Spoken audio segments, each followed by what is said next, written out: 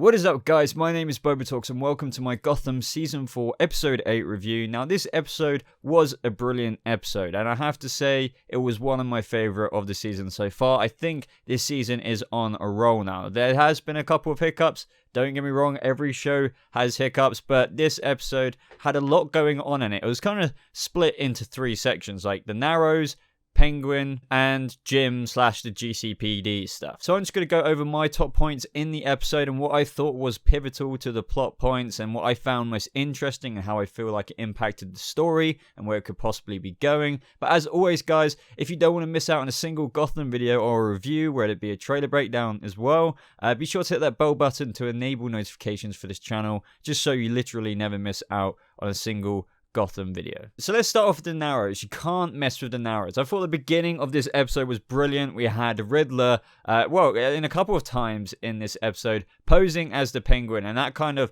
started this chain reaction, which, kind of went along to Penguin, sending the Sirens after Riddler, but I'll get to that in a little bit. I have to admit, when I found out that the Riddler would be going kind of dumber this season because of the post-freeze brain thing that was going on with him, I wasn't really looking forward to his storyline. I thought it was maybe possibly a disservice to the character, or he wouldn't be living up to what his full potential would be this season. But his journey in the Narrows with Grundy has just been an absolute thrill to watch so far, and this episode he made me laugh so much with the Penguin impersonations. It was just brilliant, which kind of brings me on to Lee in the Narrows. I feel like she was a total badass. She was warning Nigma about, whether I cure you or not, I feel like what you're doing right now is basically going to get you killed, because obviously impersonating the Penguin and mocking him will absolutely outrage him. She really turned around on me. I feel like, I haven't been enjoying her so much this season with what we've seen.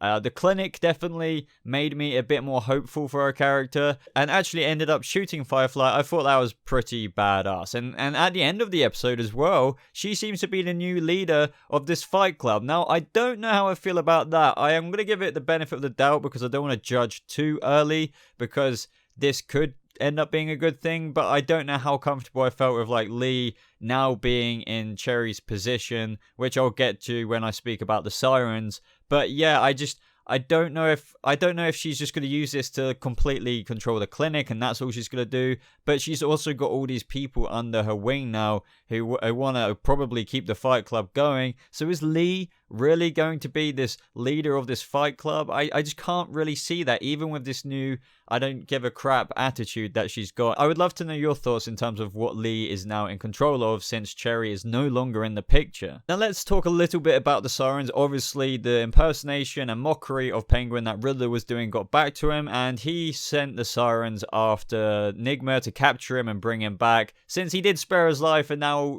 Riddler is obviously mocking him. That would drive Oswald insane. And we also learned that, if they didn't get the job done, Firefly would go after the Sirens, or should I say Nigma herself, and actually, if anything, burn the whole place down, which we learned didn't actually go well for Firefly due to Lee. But the Sirens actually really were, I'm really enjoying it. I thought this season as well, I had quite a few doubts with this season, one being Riddler's storyline, but I thought, how well is Tabitha, Barbara, and Selena, being quite younger as well, got to fit together? But they are actually pretty badass, and when they rocked up to the Narrows Fight Club, Selena seemed to be the only one on task. She was the only one focusing on the job, because obviously when Tabitha got there, she was immediately engrossed by Butch, which was a whole story within itself. And we even had this little Barbara and Lee reunion, which I thought was pretty cool. It wasn't obviously pivotal to the plot in any way, but obviously they have quite a lot of history, and that was quite interesting. I did find it a bit cringy when Lee just smacked her, and then they were just like, oh, let's just talk like normal now. I don't know about stuff like that, but I guess it was just addressing the fact that obviously Barbara and Lee are in the same place, and they deserve a conversation with their history. But let's get to Grundy and Tabitha now. That was absolutely insane. This episode, Grundy definitely fulfilled the title of this episode, Stop Hitting Yourself, because he was bloody tearing off people's arms and hitting them with their own arm, which is absolutely brilliant at the same time as gruesome. But it hit me in the feels when Tabitha and Grundy were in that fight ring, and I was surprised to see that we literally got Butch back for 3 seconds. You know, he was literally kind of looking around as if he was been trapped in this prison of Grundy, and he was just like, Tabby or Tabitha, I can't remember, but, you know, in his actual Butch voice. And I don't know how I felt about, you know, obviously he said that literally quite a few seconds before Tabitha went in for the next swing. I guess, obviously, this is just one of those things where they, you know, it's plot, and, you know, he couldn't just be magically Butch now. But yeah, that kind of did annoy me. He was like Tabby or Tabitha, completely normal, and then 3 seconds go by, and then Tabitha hits him, and she's like, oh, crap, Butch? Do you know what I mean? Stuff like that bugs me, but at the same time, I'm really looking forward to this plot with, you know, Tabitha coming back for Butch and seeing where that goes with the whole Grundy and Butch thing, because I don't think we're ever going to get back to a Butch, if that makes sense. Because Grundy is Grundy, and he's a character in the DCU, and if they just reverted him back to Butch, that would be a bit lame, as much as I do love Butch's character, but maybe we'll get a little mix and match of both, but we'll have to wait and see. And now towards the end of the episode for the Narrows part, which we kind of briefly discussed earlier, Cherry's out of the picture, Firefly got her ass handed to her, and as for the Cherry thing, it was quite funny how Barbara was just like, you know, basically shut up and shot her, and that made obviously Lee the leader of the Fight Club now. I thought that was kind of okay. I mean, I didn't expect Cherry to be in this season for the whole season, but it was interesting to see that Barbara, well, should I say the Sirens, have actually quit Penguin now, so it's going to be fascinating to see how Penguin reacts to, you know, Nigma and the Sirens potentially going forward as a new thing. And no, obviously I don't think that Nigma and Grundy are going to join the Sirens, but obviously Nigma isn't going back to Penguin, so this is going to make him super duper mad, but we'll just have to wait and see. I thought Selena was absolutely badass this episode. She completely knocked Riddler for 6, which is great to see. She's really, even though she's still quite young, very much so a Catwoman still. Now, as for the Jim/GCPD side or Harvey side of things, it was quite a development this episode.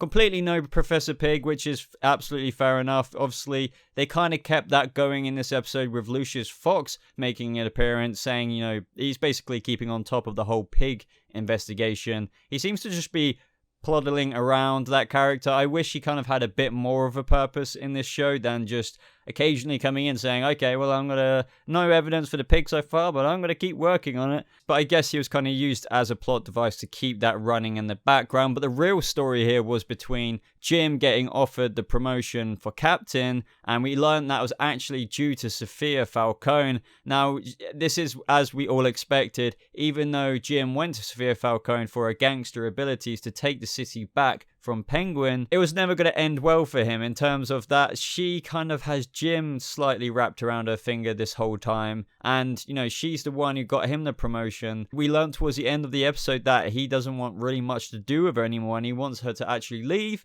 but that's not going to happen, so he's going to have to deal with her for, you know, well, I don't know how much longer she's going to be in the season, but it's not going to be much good stuff. She wants to restore the Falcone name in Gotham, and she's not going to stop until that happens. And to be honest, I don't really want her to stop, because Falcone is very much so a thing that is still into the Batman days, and I want a Falcone in Gotham when Batman is around in this universe as well. Now, Harvey was really slipping down quite a hole this episode, and he has been for quite a few episodes, and I really get the emotional turmoil he's going through. And to be honest, with what he did with the whole bullet hole club thing, which I found really interesting, there were just the bullets that were pulled out of wounded cops during the Narrows raid from last week's episode, but he didn't turn up to give the bullets back to those injured cops. And Jim made a good point of how they would have respected him, even though he shot one of them. And when she came in that wheelchair, that is very, very bad. So I'm kind of caught down the middle because I love Harvey Bullock, but I do think Jim is right, which I think the show kind of is absolutely aiming to do. They want us to sympathize with Harvey, but at the same time, morally, Jim is completely right. So well done, Gotham. You got me completely stuck there. But Harvey not turning up to this bullet hole club thing was enough to make him actually accept the promotion's captain, despite even knowing that Sophia was the one who got him there. Even though he wanted to get there through the natural progression. To be honest, in Gotham, I feel there is no natural progression in terms of promotion. Anyway, besides that, it really has made Harvey just be like, look, the thing is, what made you get to this position? Nothing is free in Gotham. And he's made Harvey go on leave because obviously he's quite screwed up. But doing that to your partner and friend, that must be an incredibly awkward thing to do.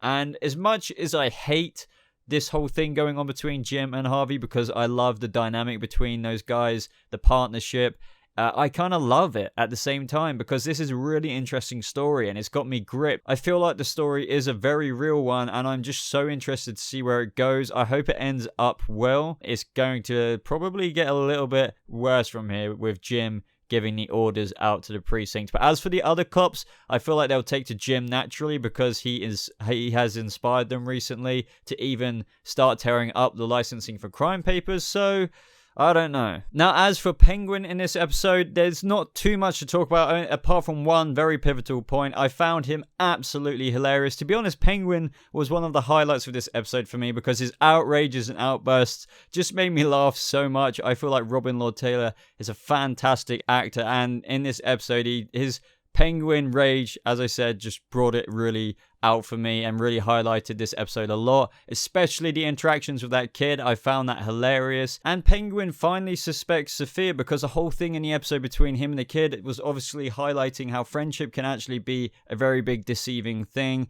and a very useful tool in getting to your enemies. And what has he just suddenly had an absolute revelation in his mind of? That Sophia has actually been using him. So this is going to be crazy, guys. I can't wait to see where this storyline goes. I feel like this is actually going to be the start of the fall of Penguin again this season, but he's not going to fall completely to the bottom. That's the difference this season, I feel. But he's going to probably have to fight his way back for control, and I think the alliance between him and Jerome might be a reason or a part of this storyline in the next several episodes. But overall, guys, this episode was really good. It was actually one of my favorite, probably my second most favorite episode. It left us a lot to be going on with in terms of, Tabitha and Grundy. What is going to happen with that? Is Butch going to break through a little bit more? Jim is now GCPD captain. What kind of tension is that going to cause between him and Harvey, and how are things going to move forward there? But let me know what you thought of this episode in the comments below, guys, and let me know if you enjoyed this video by leaving a like on it, as it really does show your support for the channel. If you guys want to stay a little bit more up to date with me personally, you can do so by following me on social media. The link should be popping up around here or in the description below. Just click on one of those links to follow me on a social media of your choice. But apart from that, guys, thank you so much for watching. Have a lovely rest of your day, and I'll see you in the next video. Goodbye.